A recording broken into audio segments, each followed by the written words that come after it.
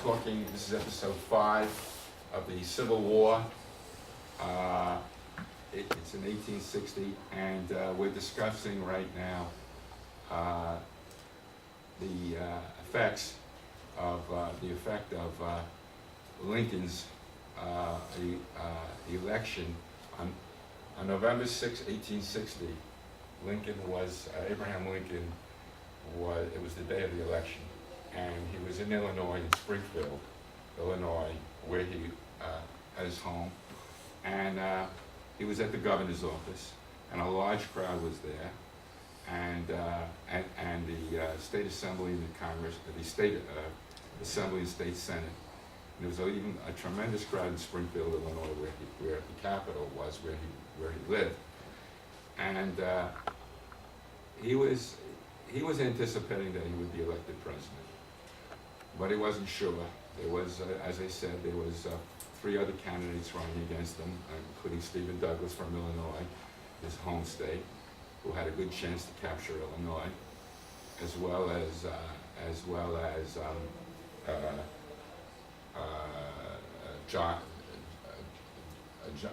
John Breckinridge, the Southern candidate, and John Bell, the Constitutional Union candidate for president.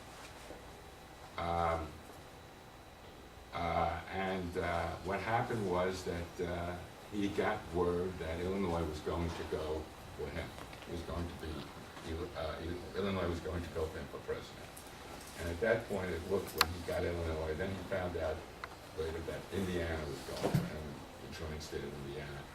And there was a big question as to whether he would get Indiana, and he did, and that was it. And there was an indication through that he was going to be elected. And for the first time, he was invited that evening, as the results were coming in, he was invited to an ice cream parlor, and for the first time he was called Mr. President, although it wasn't yet official. The votes came in late that night, and New York carried him over after he won Pennsylvania. In fact, he won every northern state north of the Mason-Dixon line. That began north of the Mason-Dixon line. He carried every state, and as a result, he carried a full electoral majority. There was a lot of jubilation in Springfield, and there was like a 21-gun salute, and he decided that it's best for him to go home, tell his wife what happened.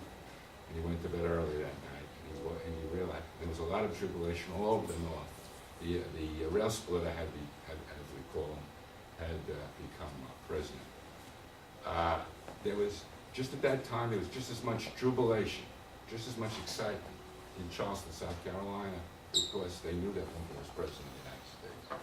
And in South Carolina, they were so happy that their candidate lost. Because now they had an opportunity to spell out that they were going to do something, because the governor of that state, William H. Gecht, who I think is listed over here, William H. Gecht, the governor of South Carolina, had called 1 month before the election in October of 1860 for Lincoln,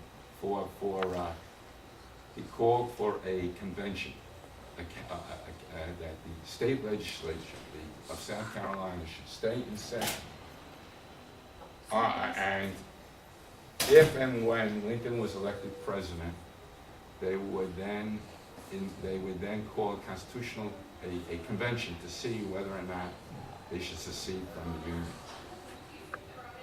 or stay in the Union. With Lincoln's election, there was now a call for a convention. Now that was the condition. If Lincoln got elected president, they would hold a convention to see whether they should stay in the Union.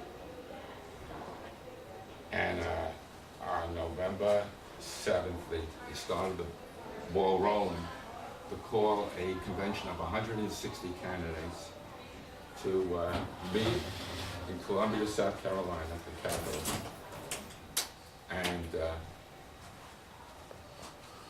And they were going to meet on December 17th. In other words, it was going to take them from November 7th to December 17th to get the convention delegates to then meet at a convention on December 17th in Columbia, South Carolina, to decide whether or not they should leave the Union. And they were acting alone. They weren't waiting for anybody, any other state, to join them, although they welcomed that, and they anticipated that. In fact, what happened was Mississippi, the governor of Mississippi and the governor of Georgia had actually were there had people there on November 6th, and they agreed that they would probably. Good morning. Good morning. Good morning. I'm going to take this out to us. I started at 1:45, so I haven't really gone that far.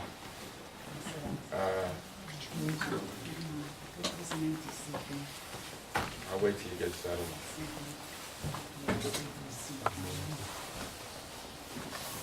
I got more than half my class coming in after the bell. Okay. Maybe I would, but I have another class after that. That's the problem. But I'll see what I can do. How many people here would want me to start a little bit later or not? I know the people that came in. I bet the people do they have obligations left. You let me know.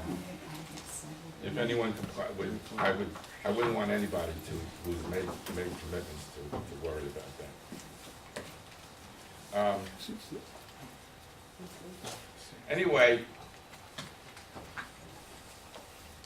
this goes to show you, doesn't it, that if Buchanan, the President of the United States, had done any investigation, because after all, the governor of South Carolina held a meeting in October of 1860 and told these people who were in the legislature of South Carolina to hang around for a month to see whether or not Lincoln was going to be elected president. Don't you think that Buchanan would have at least some indication that might just well happen?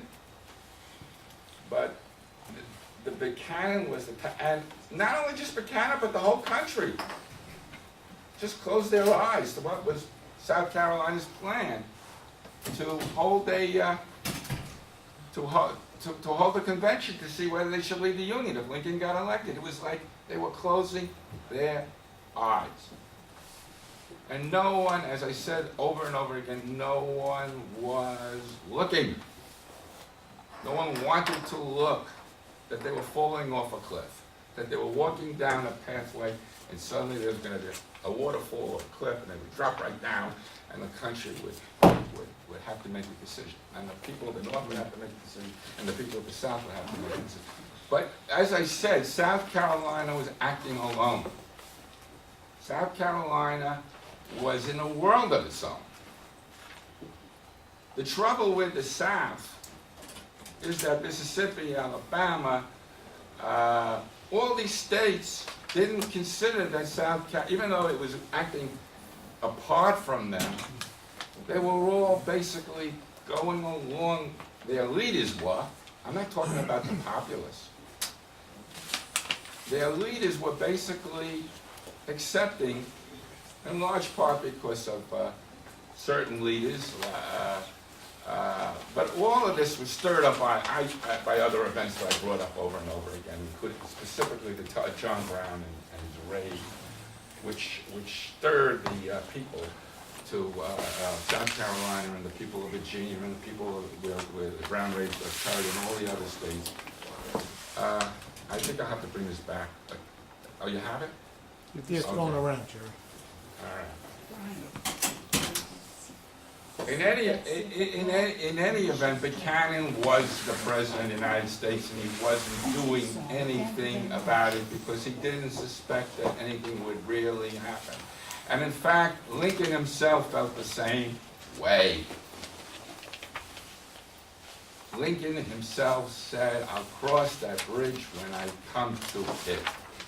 If and when it occurs, I am not going to yet be president until March. Let Buchanan decide what he's going to do." And Buchanan at that time didn't even know what he was going to do, but he wasn't telling the public that.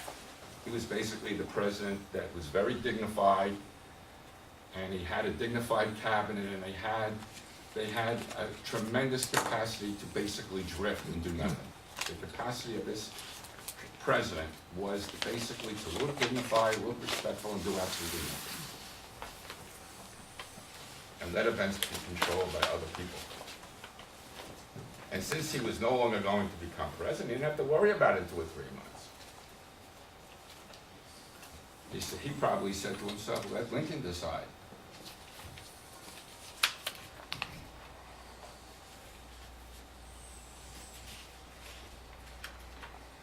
All right, now,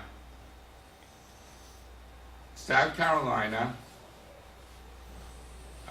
got its convention together, and they met, and I'll just go back in time between other events between November and December. They met on December 17th, and 160 of them met. What do you think the vote was to secede from the Union? 159 to nothing. One abstention. There was, in South Carolina, on the day of the election, Abraham Lincoln wasn't even on the ballot in South Carolina. He couldn't even get his name on the ballot. The Republican Party wasn't on the ballot. Obviously, in a situation like that, it looked like it was rigged. I mean, it wasn't rigged because the people all were doing the same thing. They all were supporting Breckinridge, the guy who was running against Lincoln. There wasn't one official vote in the whole state of South Carolina for Abraham Lincoln. That's how much of a pariah he was. Although Abraham Lincoln never said anything against South Carolina, never said anything against the South, except that slavery was morally wrong, and that he hoped that it would eventually die. Hoped! He didn't say he was going to kill it. He hoped it would eventually die. But the statement that brought the South, the rest of the South, in to support South Carolina, crazy as it was that, maybe it was in their mind, they realized this was the first time a president of the United States, first time since the Constitution was formed, that a president had basically said slavery was morally wrong while he was president. John Quincy Adams did. John Adams did, but they weren't doing it while they were president. They did it after they left office or before they left office. No one would ever say it was morally wrong. Abraham Lincoln did. And now he had the support of the American people behind him. It wasn't that Abraham Lincoln was the bad one. It was that the vote, in other words, people were saying down in the South, you can't just get out of the Union just because the man is elected president. Wait till you see what he does when he becomes president.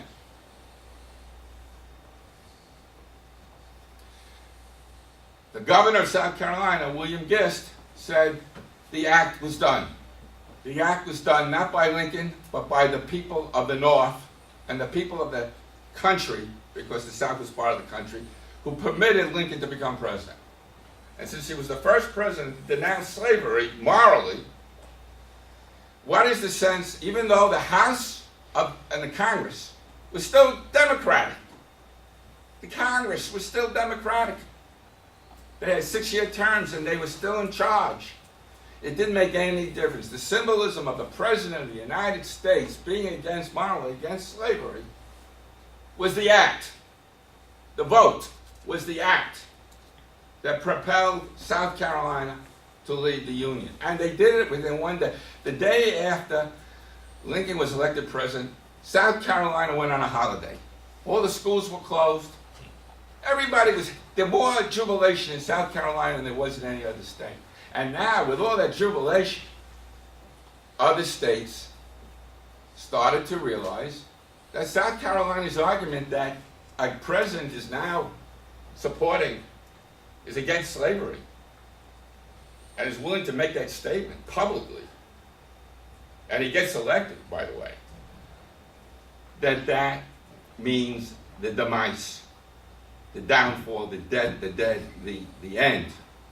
If not right away, it will eventually be doomed, because you got a president that thinks that way, even though he may not have the rest of the government behind him. And Jefferson Davis, who was the spokesman in large, he was the state senator of Mississippi, took that position. In large part, he was influenced by William Marcy, who I told you had crystallized, articulated these points, and had actually organized the convention of the Democratic Party so that they would split and permit Lincoln to become president. Jefferson Davis, who was the senator of Mississippi, who had previously been in high echelons in the government under Franklin Pierce, the previous president. Davis said it's right for us to follow South Carolina out of the Union because of the fact that Lincoln was now president of the United States. We don't have to wait for an act for Lincoln, even though Lincoln was basically. And they went to Lincoln, and Lincoln said, I'm not going to say anything. I'm not going to in any way make a statement contrary to the people, to the statements I made to get me elected. I was elected president. You're asking me to change my position? How can I change my position? The people behind me who supported me expect me to stay consistent. Don't expect me to change my opinion. And basically he said, I've said enough, I've said it plain, I've said it clear, but the questions that were asked of him were no longer those questions. The question when he was running for president, everybody closed their eyes and said, are you against the extension of slavery? And he said, I'm against the extension of slavery. That was the only question that was asked of him. There was no question asked of him, what are you going to do if they leave the Union? Because the South, by the way, had never said openly they were going to leave the Union, except maybe South Carolina 1 month before, quietly, by getting those people together to vote on it. Quietly. Surreptitiously. And that's why everybody was lulled into not asking the questions. Had Lincoln been asked that question, I am pretty sure, because later on, Lincoln said it. When the states started to leave the Union, not under Lincoln, but under Buchanan, remember there's a 3-month gap between November and March, they started to leave the Union, Lincoln said, I don't care what Buchanan does. I will not recognize, he said, if they leave the Union between now and my time I become presidency, when I become president, I'm going to get them back. But he didn't say that before the election because he was never asked that question. In other words, he said, if they leave the Union, I'm going to get them back. He wasn't going to accept the fact they left the Union under Buchanan. And they did, by the way, jumping the gun, but they did leave the Union between November and March. Not just South Carolina, but 6 other states. But I'm jumping the gun.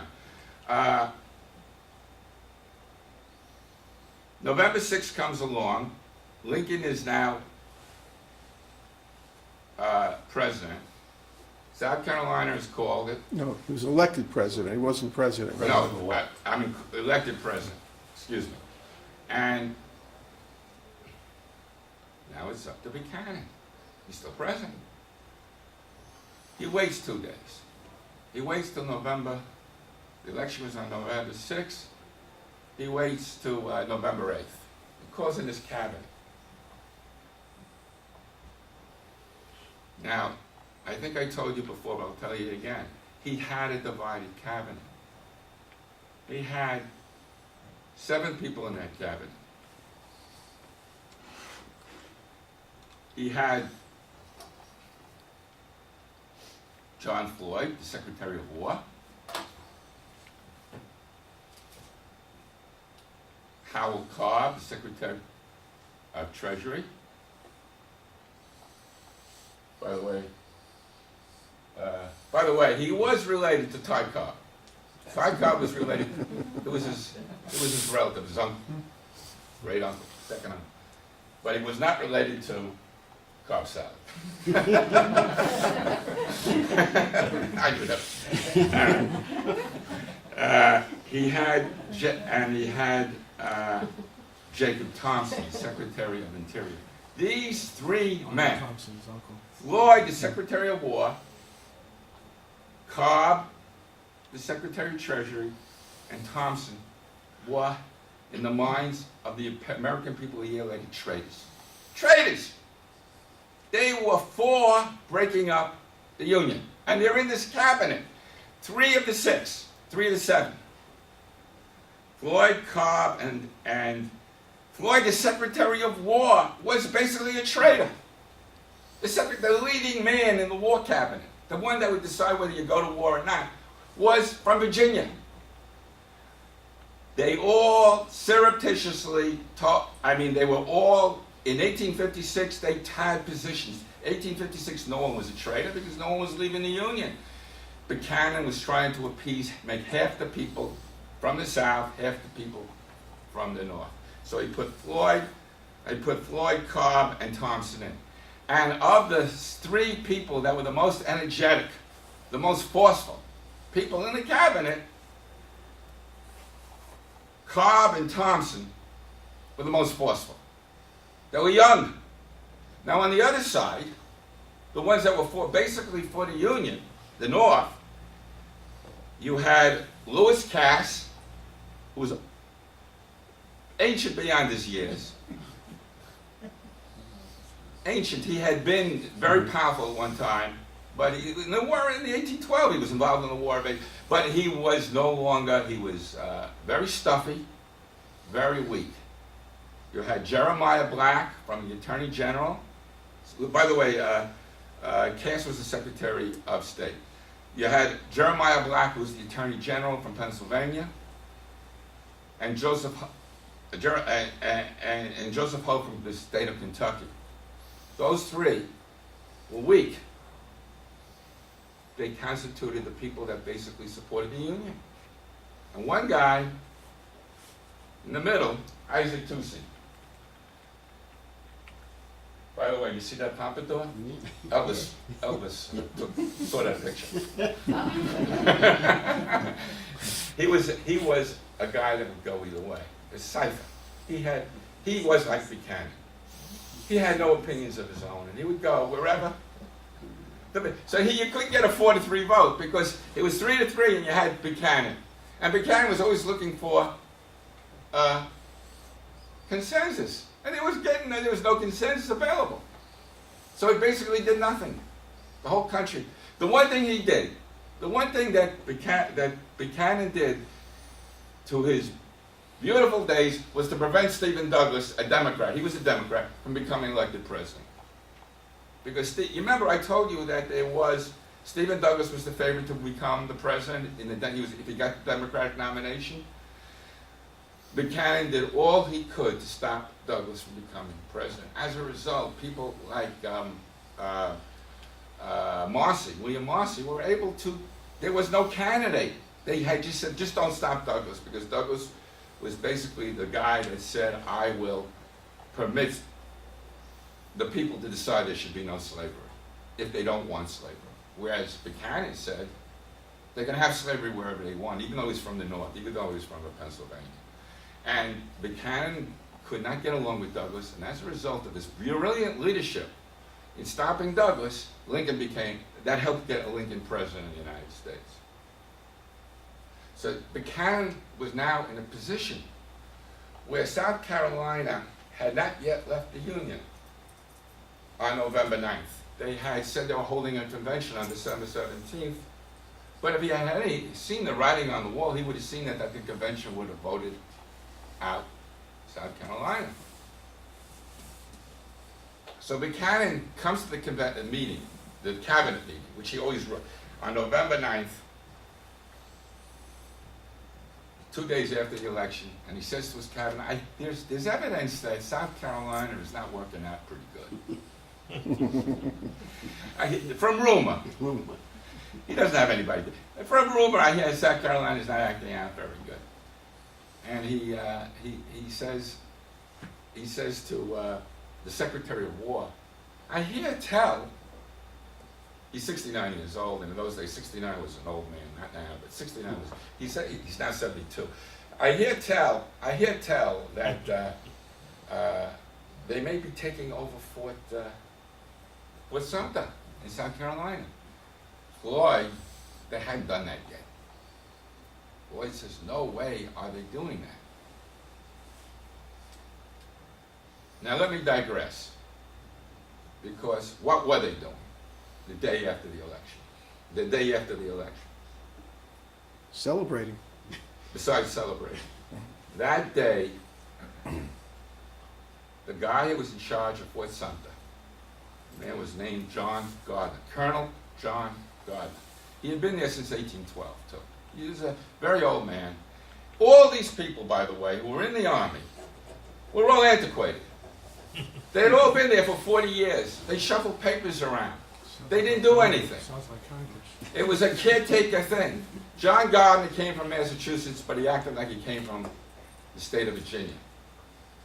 And he realized that he was in Fort, forget about Sumter. Sumter was being built. Sumter, don't forget about it, but Sumter was not the fort. Fort Sumter was being built. It had taken 20 years for them to build Fort Sumter. They moved along so lazily. 20 years. They got very little, and every day they were workmen working on Fort Sumter. And they had not yet had in South Carolina Fort Sumter, which was on a shoal. It was in the middle, a little island. It was off a little, it wasn't even an island, it was a little place where just the fort was, on a shoal of sand. In the middle, but was protected by water on all four sides. And the ships that were coming in to Charleston had to pass Fort Sumter in order to bring their goods. Fort Sumter could stop these ships from coming in.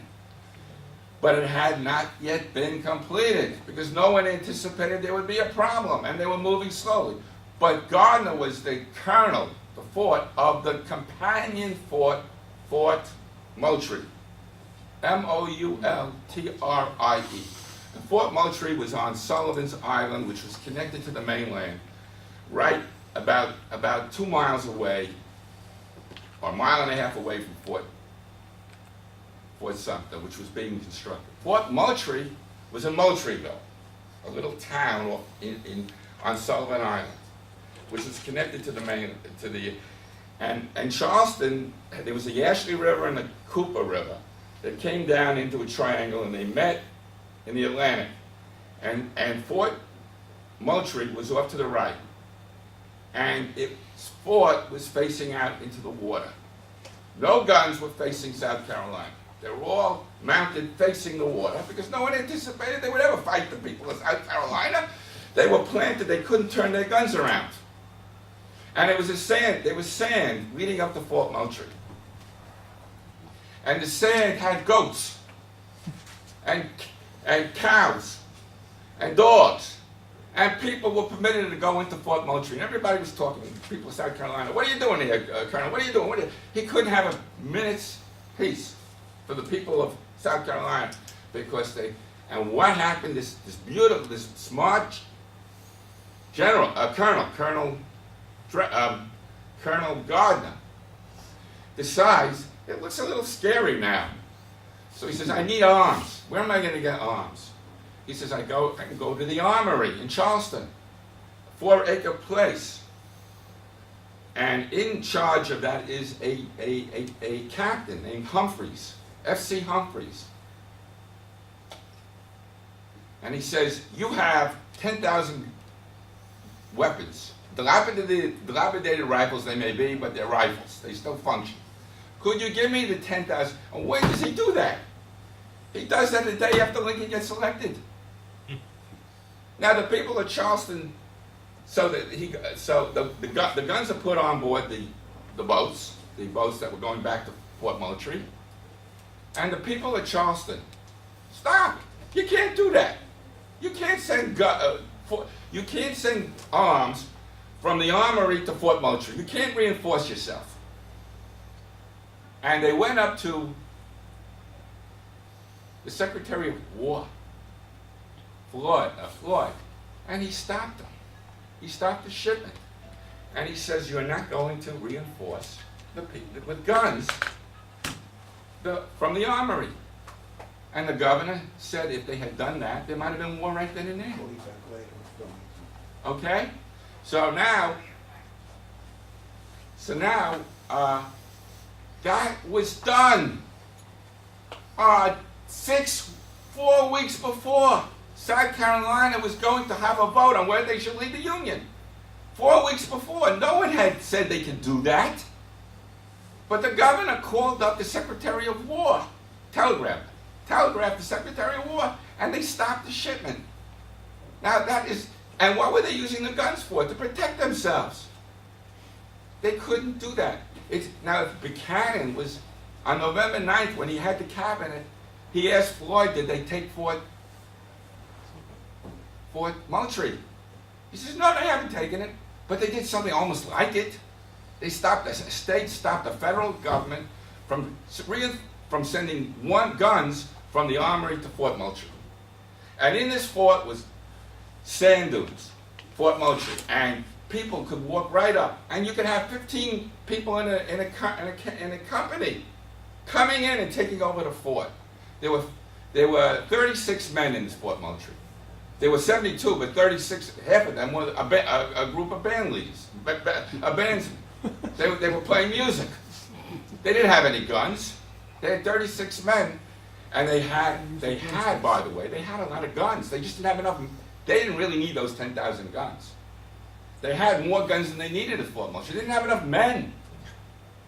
So 15 people from the south could come up, whoop, and take the fort.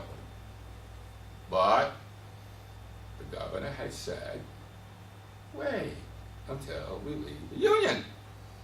We have to have a convention. We have to have some sort of law here. November 9th, Buchanan now has his meeting. And he's got, I told you, Lloyd, Cobb, and Thompson on one side. He's got 2C in the middle, and he's got the other three, Black, Holt, and Cass, the emaciated old men on the other side. And he goes up and he says, I'm the President of the United States. Something's going on down there in South Carolina. He says, What does that sound like? he says, Who's that sound like? he says, now the Attorney General is Jeremiah Black, and I told you he was on the side of the North. And he says to them, come back tomorrow, Mr. Attorney General, and tell me what you think. Meanwhile, the South is fighting, the people in the South, they're fighting with the North. Next day comes along, November 10th. Black comes in. He's the Attorney General. He says, we have a right to stop. He doesn't talk about the guns that would be stopped. He's talking about whether they have a right to have a convention to secede from the Union. He says, they do not have a right to secede from the Union. And we really, Mr. President, should do something about it. We should do something about it. I think you should stop it. Brilliant! I think you should stop it. But what does he do? He says this to the cabinet. He doesn't say to Buchanan alone. He's at the cabinet meeting. Buchanan never dealt with anybody privately. It was always the cabinet. Right. I got a question. What did you expect him to do? In 2 months from now, Lincoln's going to be taking over. He could have, he was the President of the United States. There had been no talk that they were going to leave the Union. He was still the President. If somebody comes along, you can enforce, you could stop, you attempt to stop it, just like Lincoln did. This is what the people of the North expected him to do.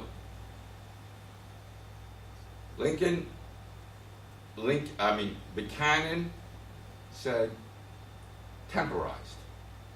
He saw that 3 people in the cabinet who were energetic were saying, you are succumbing to the election of Lincoln. You are succumbing to the election of Lincoln. How? What does that mean? The enemy is Lincoln? You are succumbing? We are the South.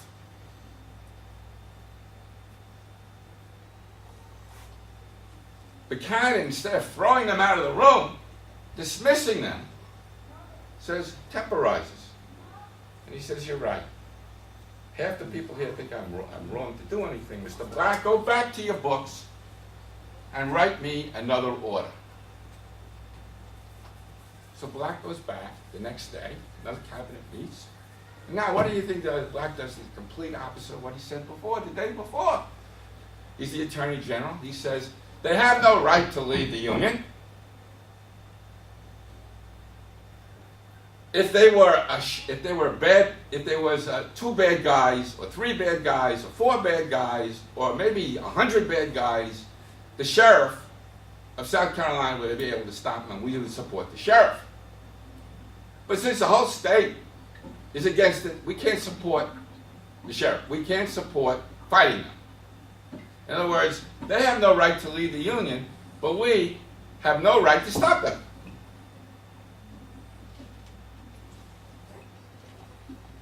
So now, Buchanan agrees with them. He agrees with, he had told Black to turn it around, he turned it around. And now he's supposed to address Congress. Every year they address the Congress. Congress is coming back on December 3rd. On December 4th, when the Congress comes into play, he basically tells the American people what Black told him that he could not do it. We have no right on December 4th. Remember, the South Carolina Convention is going to meet on December 17th. They haven't met yet. But now Buchanan, this great leader, gets up in front of the public to the whole Congress, the congressional thing that goes on every year, and he says we have no power to stop them if they leave the Union. He basically gave them a free pass to leave the Union because he didn't want to be bothered with stopping a state from leaving the Union. He did that on he addressed the Congress on December 4th. He pleased nobody because the South was upset with him. Really, they were very happy with him, but they were upset with him that he says that they had no right to leave the Union. He was a man that was way past his bedtime in terms of running the government. And because he had a split cabinet and he couldn't lead, he had no force to lead outside what his cabinet told him to do. And Toucey, the guy in the middle, went wherever Buchanan went. So Buchanan saw a 3-3 vote. He says, I can't do it. It's wrong on both sides. He didn't realize that the actually saying it's wrong on both sides leads to tremendous a license to steal, or a license to break, the license to secede. Meanwhile, those guns were stopped. Did I mention Thomas Drayton? I don't think I did. No, but that's 1860 now. All right. Thomas Drayton was hired by Gecht to go to the Secretary of War and get guns to help the people of South Carolina. And the Secretary of War, John Floyd, who I told you was openly wanted to break up this union, okayed the transfer of 10,000 guns to South Carolina from an armory in upstate New York called Watervliet, Watervliet. I don't know exactly where that is. And the Assistant Secretary of State, a guy named William Henry Trescott, I think is. Yeah, I got it. Trescott.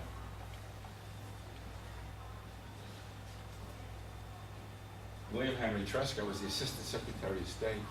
He was the man outside the cabinet. He was the Assistant Secretary of State, and he was working behind the scenes to break the Union up. And Trescott told Floyd, Secretary of War, he was the emissary. Trescott was the man that they talked to, the governors, and they decided to send the arms. And they said they better do it soon because there might be because Buchanan may suddenly get angry, may suddenly do something out of the weird and fire Floyd. So Floyd better get, the Secretary of War, better get the guns down to South Carolina right away. And that's what they did. They shipped surreptitiously, the Secretary of War and the Assistant Secretary of State talked to Drayton, and they shipped guns from Watervliet, New York to Charleston, South Carolina to fight the United States in case the United States attacked South Carolina. This was going on in the cabinet. This was going on in the cabinet. It's like when during the Cold War the Russians had taken over the cabinet. You know, during the time, it was that way. Over now. You know, it was real. It was real.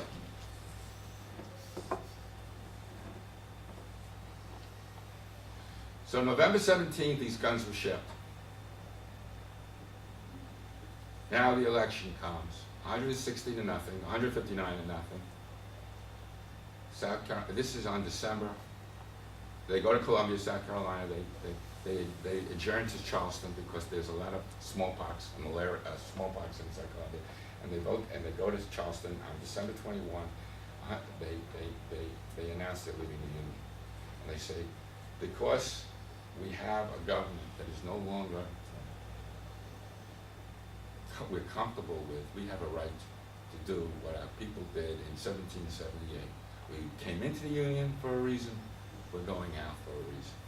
And South Carolina voted out of the Union on December 21st, 22nd, and they had a 21-gun salute. And everyone was in jubilee. It was just before Christmas down in Charleston. Everybody was in jubilee. The President of the United States on December 20th was at a party, and he heard at a party at night, and he heard a tremendous commotion in the hallway, and he said, "Is there a fire going on?" He really thought there was a fire going on at this party because there was tremendous commotion. And what happened is William Porcher Miles, who was the congressman, comes in and says, "South Carolina has left the Union." Now, here's Buchanan by himself, this party all by himself. You know, they're all in the other room. He says to the hostess, he says, "Get me a carriage. I think I have to get back to the White House." And he went back, and it started. The secession started. Now, let's talk about what then happened. Is that South Carolina was later joined by the other people, Jefferson Davis and the others. But before that had happened, on December 9th, let's go back now to Fort Sumter. I told you Fort Moultrie was basically indefensible. They didn't have any guns. One thing they did, when Gardner asked for those guns that were stopped. Remember I told you they were stopped from the armory to Fort Moultrie? They were stopped. The people of South Carolina said, "Get rid of Gardner. Get rid of him. He tried to get arms to us, to Moultrie. We stopped him. We don't want him there." Floyd, who was working with the South, and Buchanan said, "You're right, we get rid of him. He's from Massachusetts. Let's get somebody from the South to be at Fort Moultrie." So what did they do? They got a guy by the name of Robert Anderson. You all heard of Robert Anderson? He's the guy that was at Fort Sumter. Robert Anderson his origins were from Virginia, was raised in Kentucky, which was a slave state. His wife was from Georgia. He was told on November 16th, go down, replace Gardner. He was not told by Floyd to do anything. He said, just report back to me. I'm not giving you any orders. Just go back and replace Gardner. He goes down to Fort. He's a lieutenant colonel. He replaces, major. I'm sorry. He's a major. Major Anderson. He goes down, he replaces the colonel, Colonel Gardner. Gardner leaves, and he was told by Floyd and the Secretary of War, make an investigation. He makes an investigation, and he sees that Fort Sumter, out there in the middle of the fort, is protected by water all over. There are no sand dunes. going up. There are only workmen going out every day, about 100 of them. 100 of them are now going out every day, building the casements to put the guns in. Okay? Now, he says to himself, and guess who's there besides him? Who's there? Does anybody know who was there at the fort with him that was a captain? Abner Doubleday. The guy who they claim invented baseball. Abner Doubleday is there, he's the captain. There's a guy by the name of Crawford who's the surgeon. A few people have become famous, Samuel Crawford. But they were all working under Anderson. And Anderson writes a report in which he says, what am I supposed to do if I'm fired upon?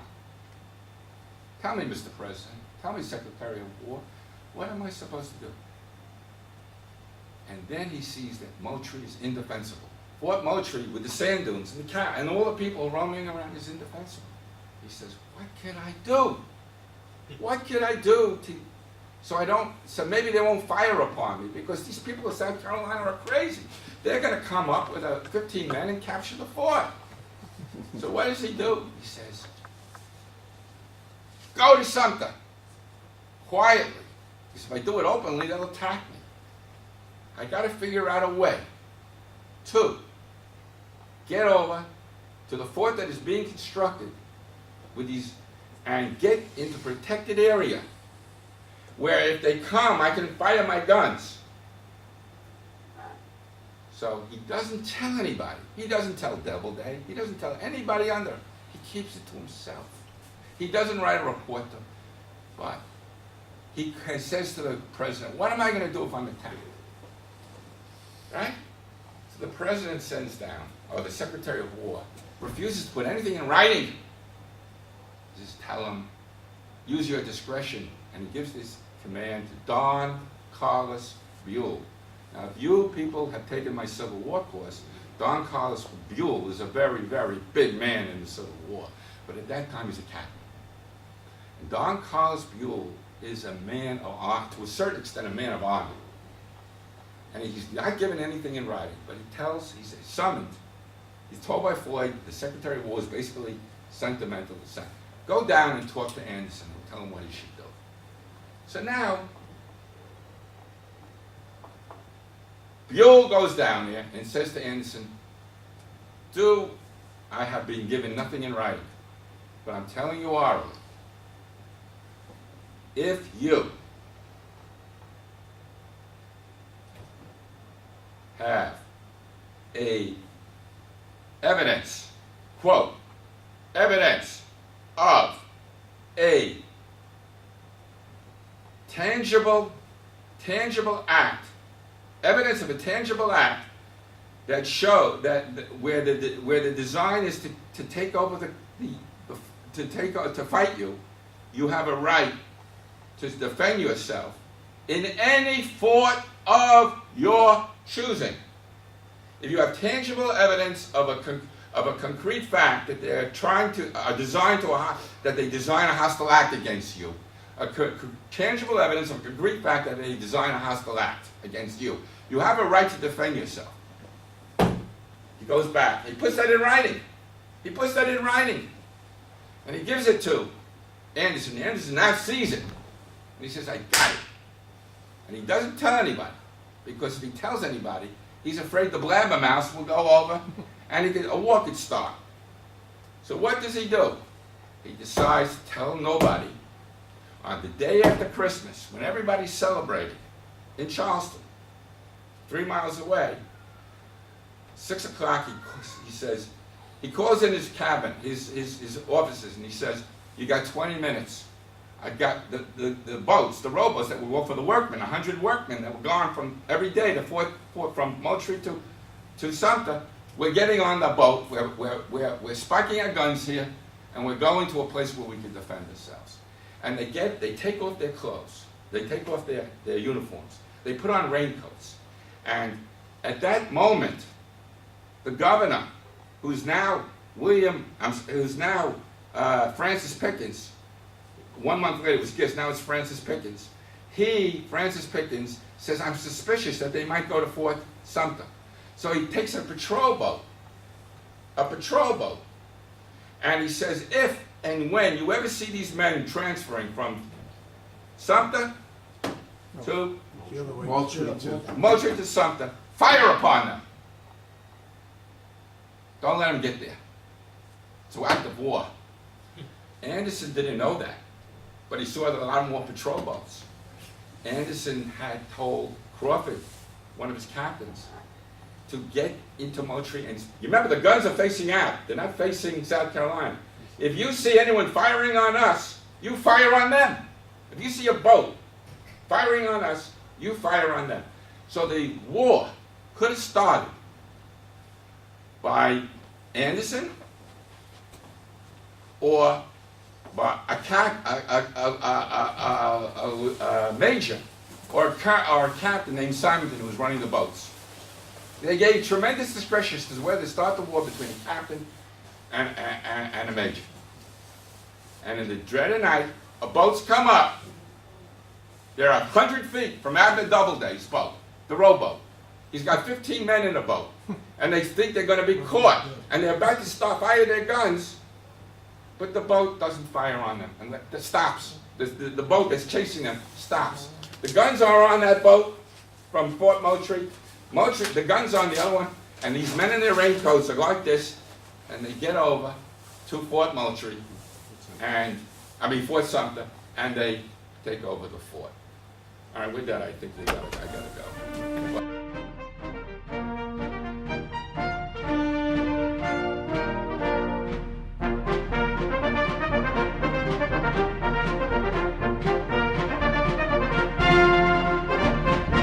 Everyone just come over here. It's early yet, so that's why I'm doing this now. But everyone leaves so they can get a chance. I want to thank everyone for coming for my mother. It's a memorial for my mommy. Does anybody know her name? Beatrice. Everybody has a name for her. Aunt Beatty, Bear, Beatrice, whatever. And if you don't know, my name is Cookie. I am her daughter, her one and only. And yes. And what I'm basically trying to say is that I have also a talk show on cable, Staten Island, and this is going to be part of the show. You will all be put on TV on, well, if you see it on Staten Island, you'll be able to get it. If not, it will be posted again on YouTube. So, it's one right now. There is one show on YouTube of the show. Excuse me, quiet in the kitchen. Quiet in the kitchen. Okay, so the thing is what I'm going to basically do. Dana, yell it out, baby. Shut up. If you really want to hear, shut. Everyone has great memories of my mom, little Lara, okay? And this is the last night that we're going to be all joined here to remember my mom. And you don't have to come up to say anything. But the ones that are, whoever, please, I'm going to go around. You must, I don't care if you don't remember my mother, know her name, whatever. Just remember, if you want to be a star like me, say something. This will be posted on YouTube. Staten Island people, I forgot what channel. Okay? Unfortunately, my boyfriend Chris is at MetLife Stadium with the FBI, CIA, and all that. They called him in to go to the big Super Bowl, which is going to be done, tomorrow. He would have been here, but now I have my little sidekick, RJ. Woo! He's on my show.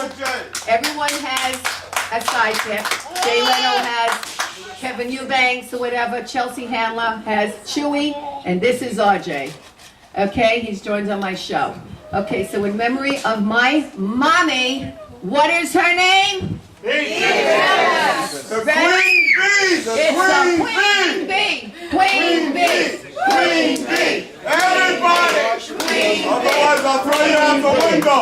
Queen Bee! Okay, so don't all run up here one at a time. Raise your hands. And last time we did this, it was in oldest to youngest, but I'm not going to do that to anybody. So please, do not, the first person should come up and get to that. It's so easy. RJ, come on up. Who's gonna go first? RJ met my mom one time, but, right? He has a lot of memories. If you want to know, she's on her 90th birthday. He thought it was, we surprised him coming in, the craziest crowd ever like this, and he comes in, we went, surprise! And he went like this. Everybody changed their names. Okay, so that's it. This is RJ. Okay, just say words, few of wisdom. Are you there, Beatrice? It's me, RJ. I just want to let you know that I'm turning 30 on the 17th. I have one small request for But you. RJ, it's not about you. Okay, go ahead. All right, let him Mike, finish the we're first kidding. sentence. Go ahead. Yes, I actually miss you, and I have a condolences with your daughter. I just want to make a big request for you. Can you get rid of the stinking fireflies up there because it's making so much noise in the sky? All right. Yay. Okay, so should we start with the grandchildren, the children?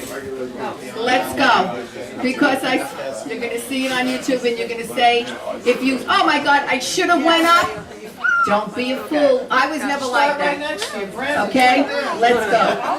This is Brandon, and he's going to tell you who he is. Hello, I am Brandon. I have a song for my grandma. It goes like this. I can't hear you. Can you speak up, please, Yes, sir? I can. I'm going to sing a song in dedication for my grandma. It's hugging time and loving time and kissing time. Mwah, mwah. I Okay. love you, Grandma. Bravo! Bravo! I have a song also. M is for the many things you gave to me. Grandma, I love you. I miss you. Finish the rest of the song. That's O okay. is for the other things you gave to me. T is for the many thousand things you gave to me. Right. H is for the things you gave to me. Because she gave us a lot. E is for the everything you gave. Okay. Alright, for the rest of the thing. Let's just Put them all together. Put them all together. Grandma. Okay, let's remember because everybody wants to talk. You can't have. Hi everybody. Hi everybody, my name is Danielle Gecht. Hi, I'm Danielle. Adam's wife. I actually gave Grandma B her only great-grandchild. We did together, I guess. But I carried him. Anyway, I really loved Grandma B. I'm really going to miss her, I already do. My family met Grandma B a bunch of times, and the big memory that we all have is that she was always like the grand dame of the Gecht family, the matriarch. And so it was very special to me the first time I met her in Gary's house. She was sitting on the couch surrounded by the women of the family, and she called me over like this. She said, "Come here. Now come a little closer." And I bent down to her, and she looked at me, and she took my cheeks in her hands, and she said, "I approve." Go! And I miss you How already, old Grandma B. were you? How